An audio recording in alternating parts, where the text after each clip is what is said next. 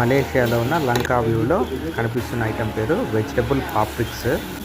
So ఇది కంప్లీట్గా వెజిటబుల్తో కూడిన ఒక సూప్ తయారు చేసి, సో వెజిటబుల్స్ ఆ సూపు తయారు చేసి మనకు ఒక కప్పు రైస్ ఇస్తారు. సో ఈ కప్పు రైస్ ఆ వెజిటబుల్ కూడినటువంటి ఒక సాసు, దీని పేరే వెజిటబుల్ పాప్రిక్స్.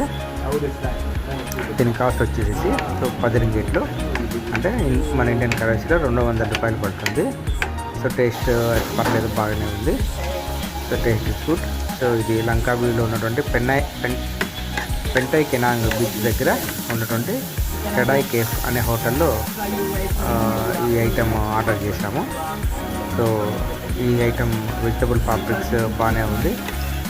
ఇక్కడ ఏదైనా ఫ్రైడ్ రైస్ మనం ఆర్డర్ చేస్తే అన్నీ కూడా ఇక్కడ సీ ఫుడ్ ఎక్కువ దొరుకుతుంది, అంటే ఫిష్కి సంబంధించిన ఫ్లేవర్ యాడ్ చేస్తారు, మనకు అప్పుడే తెలిసిపోతుంది.